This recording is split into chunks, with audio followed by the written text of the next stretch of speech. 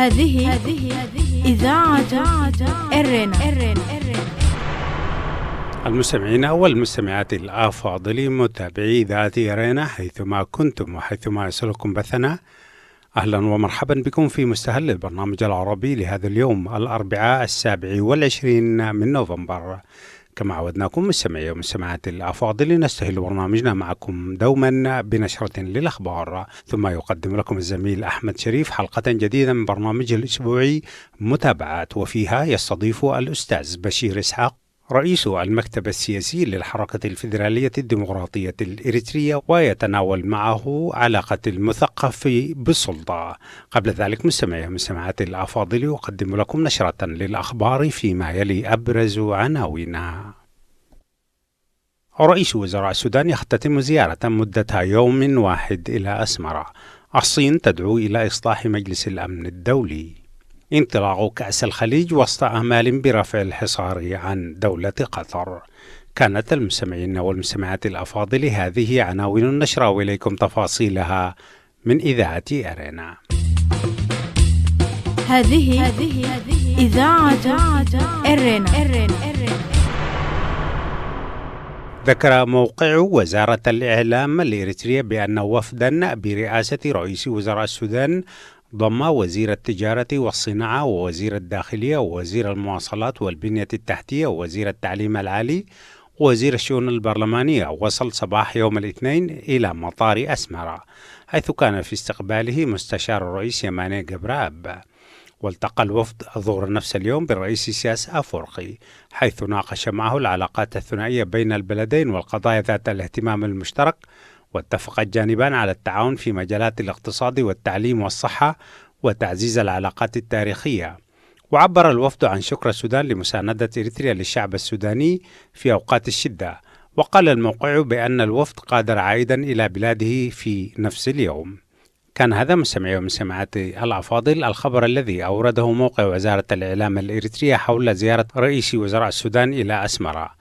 وتفيد مصادر إذاعة إرنا بأن الأوضاع في شرق السودان تصدرت المباحثات الثنائية بين الجانبين، وسنوافيكم في برامجنا القادمة بتفاصيل أوفى حول الزيارة والمباحثات. أكد مندوب الصين الدائم لدى الأمم المتحدة شانغ يون أن بلاده تدعم إصلاحا منطقيا وضروريا لمجلس الأمن مع زيادة تمثيل أصوات الدول الأفريقية. وقال جيون في كلمة خلال الاجتماع 33 للدورة 74 للجمعية العامة للأمم المتحدة بشأن مسألة التمثيل العادل في مجلس الأمن وزيادة عدد أعضائه والمسائل ذات الصلة، نقلتها وسائل إعلام صينية يوم أمس الثلاثاء، في ظل الصعود الجماعي للبلدان النامية تدعم الصين إصلاحا منطقيا وضروريا لمجلس الأمن تلبية لمقتضيات العصر، ويتعين منح الأولوية لزيادة تمثيل أصوات الدول النامية ولا سيما الدول الأفريقية. وأضاف جيون أن أغلب أعضاء الأمم المتحدة دول صغيرة ومتوسطة الحجم، ولكن حتى الآن لم تحظى 63 دولة قط بمقعد في مجلس الأمن. بعض الدول الصغيرة والمتوسطة تحصل على مقعد بالمجلس كل 40 أو 50 عاما، وهذا شيء مؤسف ويفتقر إلى العدالة. وتابع السفير الصيني قائلا: لابد وأن يزيد الإصلاح من فرص الدول الصغيرة والمتوسطة في الحصول على مقعد بالمجلس والمشاركة في عمليات صنع القرار. تلك هي الطريقة الوحيدة لجعل المجلس أكثر ديمقراطية وشفافية وفعالية. تنطلق في العاصمة القطرية الدوحة بطولة كأس الخليج لكرة القدم خليج 24 وسط آمال في أن تكون فاتحة لإذابة الجليد في العلاقات القطرية السعودية بشكل خاص. وهذه هي المرة الأولى التي تشارك فيها منتخبات كل من السعودية والأمارات والبحرين ببطولة كرة قدم في قطر منذ أن قطعت هذه الدول إضافة إلى مصر العلاقات معها في يونيو من عام 2017 بسبب اتهام هذه الدول لقطر بدعم الإرهاب. وتوحي بطولة الخليج في نسختها 24 والتي تشهد حضورا كاملا بأن طريق الحل قد يأتي عبر دبلوماسية كرة القدم كما قال المعلقون. وسيلتقي المنتخب القطري ومنتخب أول دولة مقاطعة وهي الأمارات في 2 ديسمبر المقبل.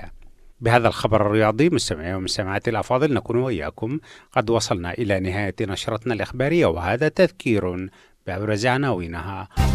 إذاعة إرينا، صوت مستقل لإريتريا. رئيس وزراء السودان يختتم زيارة مدتها يوم واحد إلى أسمرة. الصين تدعو إلى إصلاح مجلس الأمن الدولي.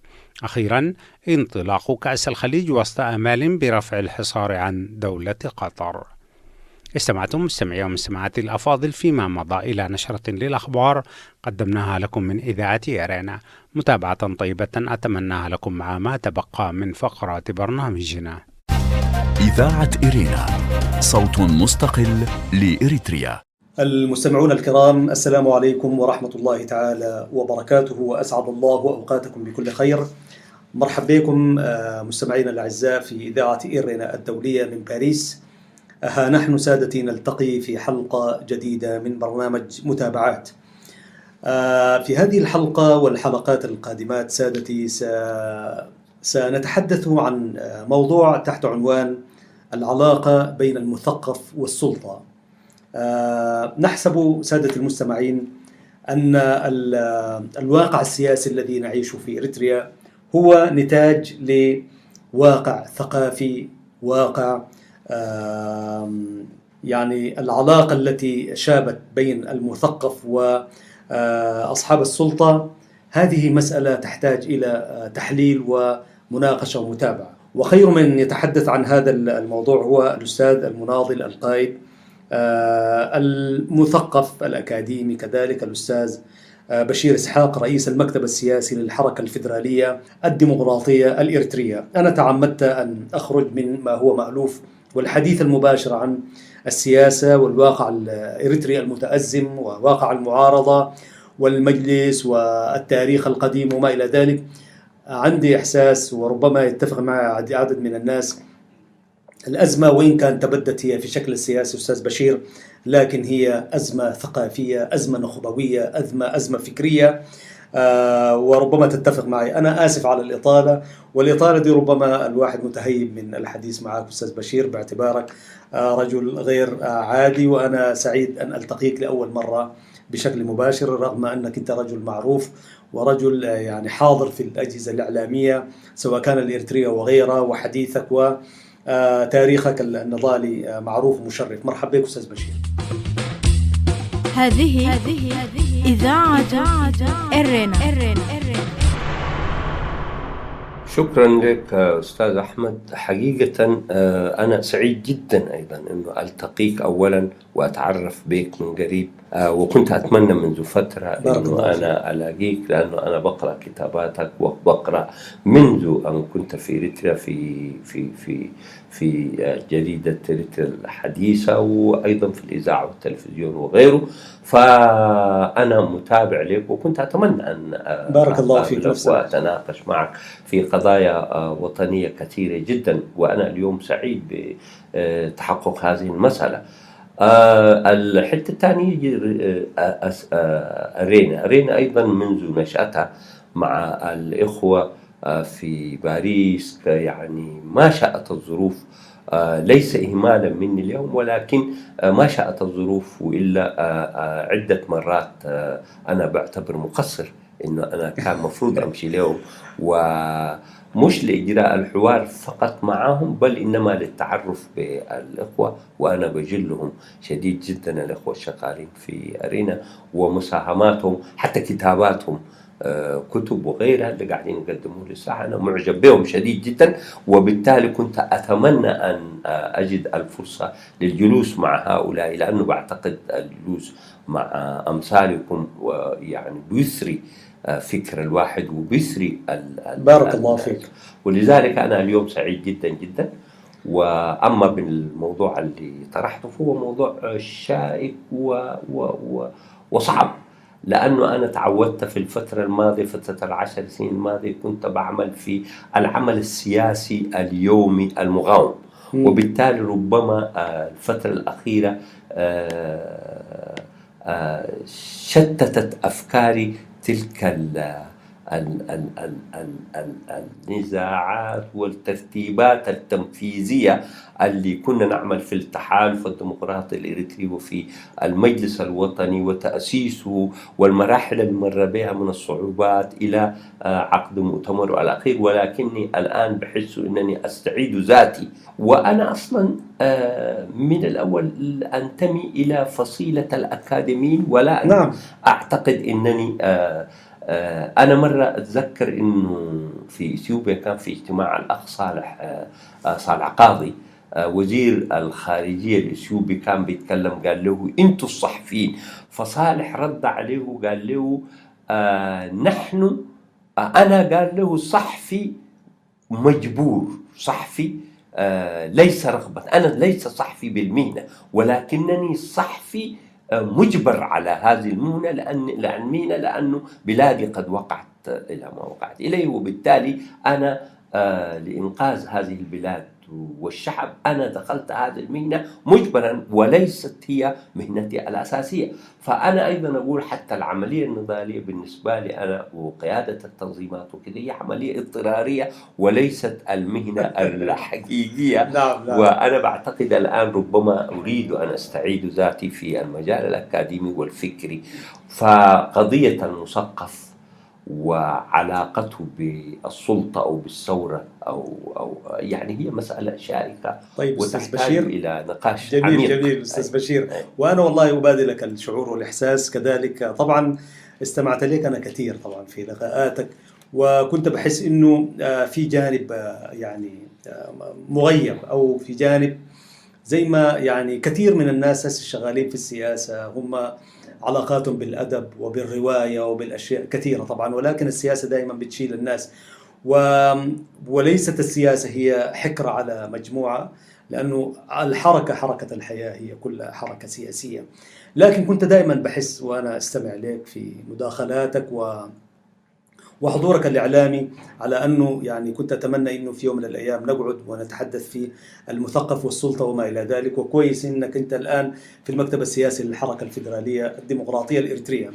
أستاذ بشير، طبعا وفقا لقراءاتك واطلاعاتك السياسية وممارساتك النقابية والقيادية كذلك، لو تساءلنا وقلنا أنه العلاقة بين السلطة والمثقف في الفعل السياسي الإريتري، وهنا طبعا هنستحضر من الحركة وغيرها، برأيك أيهما سبق الآخر؟ يعني هل المثقف كان قدام الحركة أمام رجل السلطة، أم رجل السلطة هو الذي سحب معه المثقف؟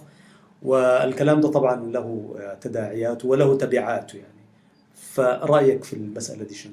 نعم، إريتريا في الفترة 60-70 سنة المضت كل الحراك اللي جرى فيها السياسي كان فعل، يعني كان الثورة. إريتريا لا يستطيع أحد أن يصفها بعيدا عن الثورة، فهي كان عمل ثوري بمعنى هو فعل.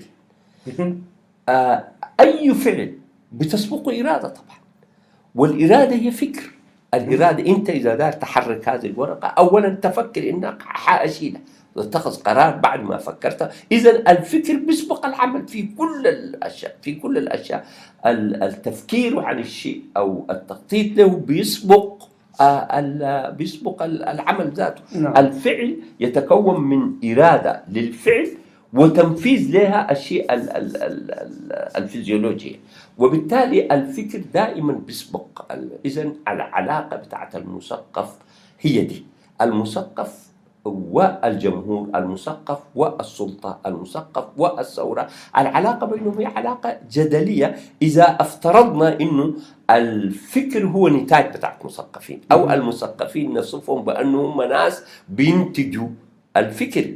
إذا كنا نقبل هذه المسألة إنه المثقفين هم، وقد يكون العكس. لا، ممكن هم دائما هم كذلك، لكن أي فكر وأي نوع من التفكير وأي نوع من الإرادة اللي هم يصنعوها يعني. وبغض النظر عن تعريفنا للمثقف مين، وهنا بدأ بيجرنا إلى مين هو المثقف ومين هو اللي الما مثقف وشنو هو الثقافة، دي قضايا أخرى. لكن هنا أنا أقول رد لي سؤالك إنه الفكر أو صناعة اللي هو صناعة المثقف هو الذي يسبق أي عمل بنقوم به كمجتمع. طيب أستاذ بشير، آسف على المقاطعة، نحن عشان نتكلم من واقع، أوكي؟ خلينا ناخذ حركة تحرير إريتريا كفعل ثقافي. صحيح هو جاء في لون سياسي، ولكن الحركة كان بيقودوها ناس مثقفين. يعني هذا الفكر والفعل السياسي للحركة هل نقدر نقول إنه سبق الفعل السياسي؟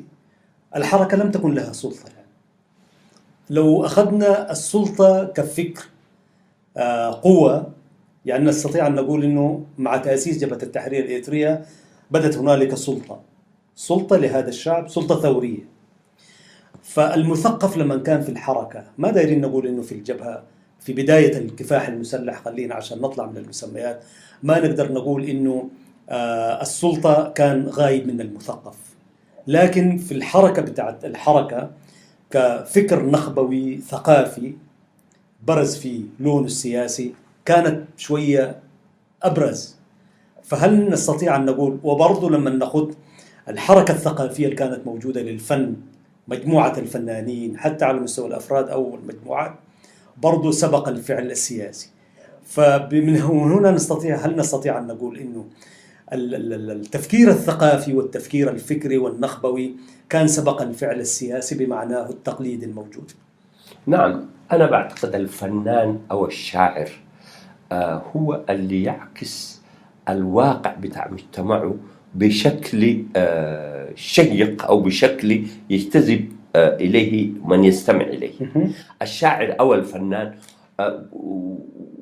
والمثقف أيضا هو جزء، هو فنان يبرز قضايا شعبه أو قضايا أمته أو قضيته الشخصية، إذا كان حاب له حب مثلا والكره والحرب والسلام بيعبر عنها الفنان. المثقف أيضا هو من يعبر بطريقة أخرى وزيادة على الفنان يمكن يعبر عنها وبس. أما المثقف هو أو المفترض هكذا يكون إنه هو يفكر عن الموضوع ده ويضع برامج. إذن هو مثل الفنان، هو مثل الشاعر بيعبر عن واقعه ويزيد على الآخرين من نسميه المثقف إنه هو يضع برامج لتجاوز هذا الواقع أو ينظر إلى المستقبل أيضا ويتحدث عنه ويتغنى به ويجسده على شكل برامج أو على شكل تنظيمات أو على شكل كتب على شكل شيء أدبي. يعني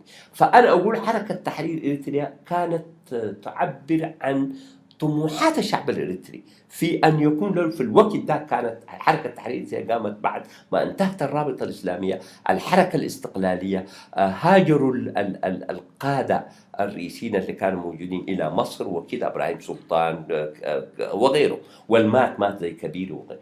إذن التعبير كانوا زي ما أنت ذكرت، مات الفنانين الإريتريين، شقي هابوني وغيره من الأغاني اللي كانت فاطمة زهراء، ويوم تسكاب ردؤو أبايها الذي بعدنا ردؤو غردات، وأنت تتذكر أنت ابن غردات وأنا كذلك. فبالتالي هذا التعبير عن غضب هذا الشعب وعن طموحه في إنه هو يعبر عن مظالمه وغيره كده. حركة تحرير إريتريا بعض المثقفين الإريتريين اللي كانوا خارج البلد وداخل فيما بعد في الداخل كانوا بيعبروا عن هذا الحركة النخبوية. نعم، حركة نخبوية عبروا عن هذه المسألة، وحجمها قدر شنو كان حجمها كان محدود. حركة تحرير أي فلاح هو اللي كان عضو في جبهة في حركة تحرير وأي عامل كان فيه. انطلقت ربما الإطار الفكري في خلال الحركة العمالية السودانية اللي كانت موجودة والشباب وتأثيرهم بها، انطلقت جسدوا الطموحات تاع الشعب الإريتري فيها، وانطلقت في أسمرة كانت محدودة في بعض المعلمين وفقط يعني وبعض النخب.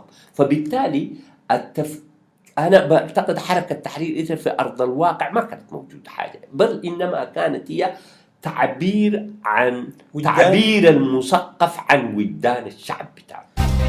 إذاعة إرينا، صوت مستقل لإريتريا. جميل. هذا الوجدان لما بدينا دخلنا في الفعل الثوري، بدت هنالك سلطة، الآن في سلطة بتاع ثورة وكده أوكي، لهدف معين اللي هو تحرير الإنسان وتحرير الأرض وغيره وغيره، والأهداف ربما لا يتسع المجال.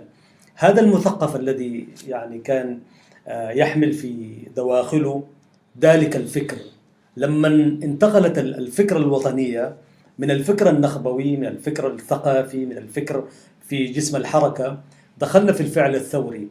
هذا الجسم الثقافي أين كان موقعه من السلطة برأيك، يعني حسب المرحلة ديك، وبعدين ممكن نخش في تصنيفات ثانية. نعم. هل كان متقدم متأخر؟ قراءتك شنو يعني؟ لا، أنا بعتقد أولا يجب أن نأكد على شيء واحد. الثقافة والعمل عمل المثقفين هو عمل بيعتمد على التعليم والاطلاع. التعليم والاطلاع تسبقه محو أمية.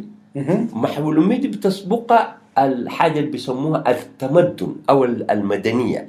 المجتمع الإريتري تاريخه في المدنية، أول مدينة قامت في إريتريا 200، تاريخها 200 يعني. أول مجتمع مدني قام فيه، أنا ما بقصد هنا عشان ما أفهم خطأ، المجتمع المدني ما أقصد به المنظمات الحركية أنا بقصد مجتمع يعيش في مدن، urban population، يعني الشعب يعيش في مدينة ويفكر بعقلية مدينة، يعني طلع من القبيلة ومن العشيرة ومن الحاجات زي دي، طلع ويفكر هو بعقلية زول بتاع المدينة، يعني هو تاجر، هو عامل، هو وليس راعي، وهو موظف ومرتبط بالدولة وارتباطاته، بيفكر بأنه هو ضمن وهو في الدولة الاقتصادية بتاعت الدولة وكده. في إريتريا أولا المثقف اللي ينتج عن المجتمع المدني أو الحضارة المدنية هو قليل جدا جدا. إذن شريحة، حتى إن وجدت شريحة المثقفين في إريتريا هي صغيرة جدا جدا جدا. دي الواحدة. اثنين، ما نسميهم المثقفين، أنا أميل لأنه أنا نسميهم متعلمين. كم منهم هو الجيل الرابع ولا الخامس في المدينة؟ بعد ربما يكون ده الجيل الأول في المدينة، أبوه يكون كان راعي أو فلاح أو كده، أو لا زال ودخل المدينة، وده اتولد في المدينة، ولكن 90% من تفكيره هو لا زال بيفكر بالعوامل بتاعت الريف اللي هي القبيلة هي مؤسسة مدنية في الريف، يعني القبيلة، حتى الدين بيمتد أكثر في عقل الشخص وتصرفاته، لكن المجتمع بتاعت المدينة هو غير ذلك، هو بتحكمه العوامل الاقتصادية، بتحكمه العوامل السلطة والدولة. إذن حتى مفهوم الدولة والسلطة الفهم حق العنصر الريفي اللي يعيش مع احتكاكه بالدولة. طيب انتقلت هذه الأشياء في الثورة بالضبط. أنا بقول إنه الشريحة الصغيرة اللي ياداب الخلايا للمثقفين اللي بدأت وحملت الهموم، أنا بقول بجدارة هي حملت الهموم بتاعت شعبها وحاولت تدي دورها، ولكن كانت فيها قصور، وبالتالي يعني نصف مثقف نصف مدني، بمعنى زول خش المدينة. في كتاب بتاعت الإيطالي ذاك من اسمه باتر يقول إنه العساكر لما كانوا في الجيش الإيطالي، يعني هو عسكري ولابس بتاعه، هو جزء من الدولة، لكن يفكر الراعي يفكر كراعي. لما يجيب الراتب بتاعه يشتري به بقر، ذاك بتاع المنخفضات، وبتاع المنخفضات يشتري به مريت أرض، بيشتري به ويرسله لأهله. استيل هو بيفكر، أيوة بيفكر هو بعقلية الفلاح والراعي، وهو عسكري ولابس طربوش وشكله جميل وحامل بندقية ويمثل الدولة أيضا. إذن حتى المثقف، ما أعتقد أنا كل المثقفين هم بالشيء اللي نحن نطمح بالدور اللي يلعبوه، فأعتقد أنا حاجاتهم الريفية دي انتقلت للثورة. أيوة. إذن حركة تحرير إريتريا أنا بعتقد انحصرت في أسمرة، ويشبه دورها يمكن ناس تدل عقبيت والحالة القمعية الإثيوبية اللي كانت قائمة شبه قضى عليها، ولكن هي كانت حركة بتاعت مدينة، هي حركة مدينة، وإن تأثرت بالتأثيرات اللي قلتها. نعم. ففي صيرورة الحركة بالنسبة للثورة حملت معها كل هذه الأشياء. فالمثقف سواء كان نص ولا كده بتاع، أو الغير متمدن، أو اللي برضو كان يفكر بتفكير اللي هناك، هذه الثقافة وهذه العقلية برضو كان لها تأثير في التماهي والتفاعل مع الفكر والهم الثوري والهم الوطني. كل هذه الأشياء بالمناسبة نحن قاعد نتكلم عن فترة بتاع 60 سنة 50 سنة أستاذ بشير، وأنت لا يفتى مالك في المدينة. كل هذه الأشياء كان لها إسقاطات على ما نعيشه الآن فيما يسمى بالدولة، وبما يسمى الحلم الوطني والمشروع في مهب الريح نقدر نقول حتى الآن. كلمة أخيرة أستاذ بشير في نهاية هذا الجزء الأول من المقابلة في هذا المحور. هذه إذاعة إرنا. أنا بتفق معك كليا حول ما قلت. نحن أعتقد لازلنا عالقين. أنت قلت حتى تكونت، لا، نحن لازلنا عالقين على هذه المسألة. المثقف الإريتري وما أنتجه هو من ثورة، وما أنتجه هو من لا زال مشاكله اللي هو اصطحبها معه لا زلنا نحن معلقين عليها. هل النظام القائم في إريتريا أليس هو نتاج لمسألة النزاع حول الهوية؟ أليس هو تحديد الاقتصاد بتاعتنا؟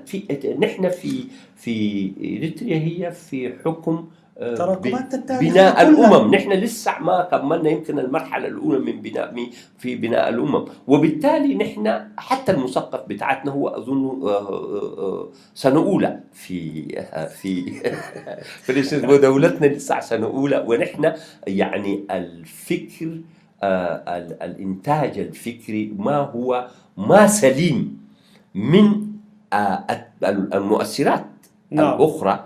إذا نحن حديث العهد في هذه المسألة. وتقريت لي وسنيت من طباب حاجة مش كده؟ هذا حديث طبعا أنا يعني أتمنى إنه نكون تطرقنا إلى جانب يعني ربما يحرك أشياء كثيرة لدى المستمع. عزيزي المستمع، كان معكم المتحدث الأستاذ المناضل القيادي السياسي رئيس المكتب السياسي للحركة الفيدرالية الديمقراطية الإريترية الأستاذ بشير إسحاق. شكرا لك أستاذ بشير، استفدت أنا كثير من ما أثرته من محاور وحركت فينا أشياء.